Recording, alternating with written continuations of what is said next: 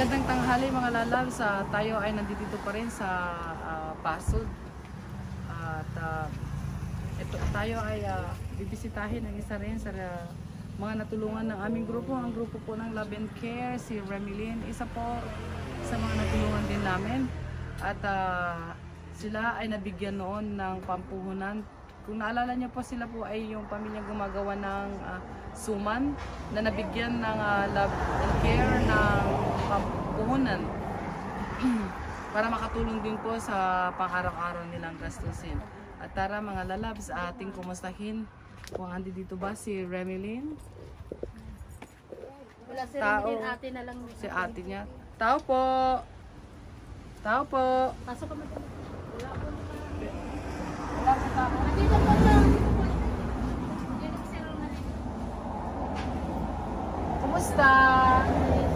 Pwede po ba akong pumasok?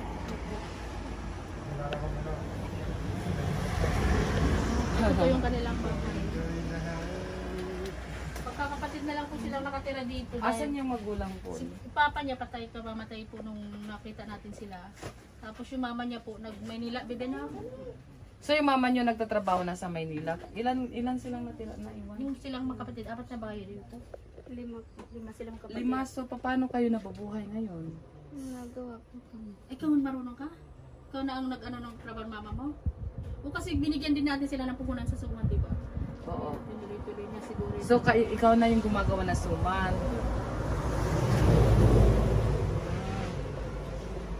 Ito po yung bahay nila kasi. Yung ano yata ng ano to, nyog. Nyog, kayo ka. Para makagawa ng suman. Oo. Masarap sila magawa ng suman. Ilan taon yung panganay? Ilan Siya taon? po panganay. Ay, ikaw yung panganay. Hindi ka na pumasok? Natumigil pa ng taon. Ay, tumigil ka ngayon? Ngayon lang. Mga lalabs, nakilala po natin ang pamilya nila. Nila Remilyn. Remilyn dahil Sa Remilyn may pasok? Nagtrabaho po Saan? sa baso. Hindi na rin nag-aral? Nag-aaral pa. Working student? Bata pa. ilan taon ba sila? Ilan taon na ba si Remilyn, be? 15? Anak po, 17. 17 to 18. Medyo. So, atin po silang nakilala sa pamamagitan po ni Diyos Eagle. Ito po tinitin nila. Ganito pala yung sitwasyon. Ito po yung inaano lang, Ma'am MJD na papubungan daw natin. Oo. Ito na po yung nakaline up na papubungan natin. Ito. So, kung makikita niyo po mga lalabs, pat-please sa bundok. At ganito po yung itsura po ng bubong nila. At ito po ay next na project po. Pabubungan po ng Love and Care po ito dahil kawawa naman po sila pagka naulan na bumabagyo na ganito yung sitwasyon nila. At ito ay naka-line up na para ipaayos yung bubong. At sana nga ay magawa ang bubong nila soon as possible kasi kawawa po yung sitwasyon nila. Makikita po naman natin ay nilagyan na lang ng ano ba tawag, trapal para lang hindi sila mabasa. Pero ang floor pa rin po nila ay basang-basa. At wala po dito ang kanilang mga magulang. Namatay na po ang kanilang tatay at ang nanay po nila ay lumuwas ng Maynila para magtrabaho. Siguro din ay para may matustusan niya ang mga anak niya. So ang pinakapanganay nilang magkapatid ay nagtatrabaho na rin at siya daw ang mismong gumagawa ng suman.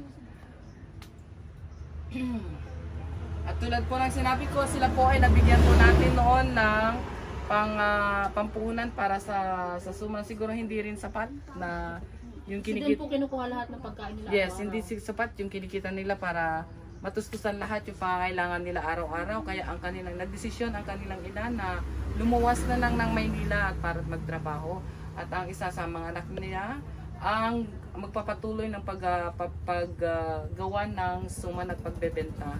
At kami po yung grupong Love and Care. grupo po namin ay nakapaghatid na rin ng tulong sa inyo at yung grupo din namin ang magpapagawa ng bubong ninyo at sana ay magawa namin yon sa as soon as possible para po ay hindi rin kayo Nung nakita natin yan, maulanan. madam, mukhang may tumulong na nga din sa kanila ng bubong ngayon bago. Kasi wala talaga silang matulugan. Ano, chinachat niya kasi ako nung busy talaga kami. Hindi kami talaga nakakaplano dito, no? Nung nandun nilipat sila dun sa lolo niya. Kasi wala talaga silang matulugan noon. Itong mga 5 po sila makakapatid. Siya po yung panganay. May 2 lalaki, no? Tatlo pong lalaki, Tatlong dalawang lalaki, babae. 2 babae. Kaya, naano kami dati sa mga babae sa mga isa. Ang liliit pa nila. Walang nanuno dyan. Ito yung bahay nila, kaya parang hindi sila safe din. Kaya, tinira sila dun sa lolo niya. Di ko alam ba't bumaba sila. Bumaba kayo ulit. Kasi masikip din dun, ano?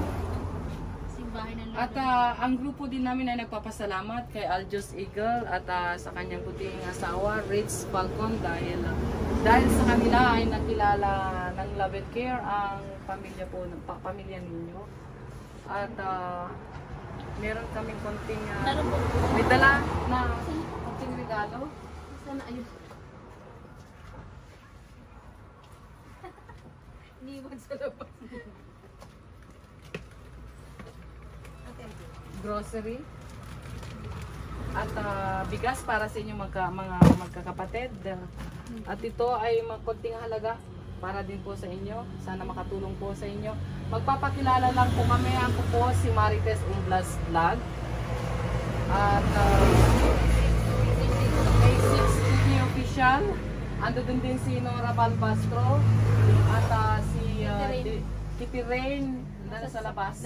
At Lilibet Florendo, kasama din namin. Si Sek Maya ng Kalingap din. Gimo, nando doon. At Jessa Mix Vlog. At Elda Villamor G Vlog, ang sponsor ng Love and Care. Buingan USA. Maraming salamat, sir. At sana nga sa darating na mga buwan o araw ay hindi namin maipapangako kung kailan, pero ito pala ay naka-line up na para mabubungan. Ma'am MJD, hindi ka man nakarating dito sa Jeremiah Mix Vlog. Wala man kayo dito at muli nagpapasalamat ako sa inyo sa pagmamahal sa grupo natin, sa financial na support para tayo ay makapaghatid ng tulong. Maraming salamat din sa inyo dyan. At sana nga ay gabayan pa tayo ng Panginoon at patuloy-tuloy mo tayong makareceive ng blessings para yung mga blessings na yan ay ma-share din natin sa ating mga kababayan. Maraming salamat at mga lalabs. Sana naman din po ay makapaghatid pa kami ulit ng tulong at tuloy-tuloy yung pagtulong at tuloy-tuloy din yung blessings at tuloy-tuloy din yung suporta ninyo sa grupo namin at sana subaybayan pa ninyo at suportahan yung aming mga adhikain at maraming salamat mga lalabs. May sinasabi si Sir Wayngan? Paano ka lang yung paa mo, Beth? Inopera po. Ay, inopera daw. Bakit? Meron po yan ng inborn. Lumalaki po ang Daniel. Kaya tinanggal yung ano. Kaya nung tinanggal, ilang taon pa nung tinanggal? Ano po, 15 years old. 15 years. Okay, so hindi na kami magtatagal dahil marami pa kaming iikutan. At sana nga ay matupad na mapaayos na yung bubong ninyo. Salamat po para sa pagkain. At ano ang masasabi mo sa Love and Care at sa tulong ng dalawang mag-asawa, ang Rich Falcon at Aljos Eagle? Maraming salamat po sa pagbigay nito at pagtulong po mapaayos ang aming bahay. You're welcome.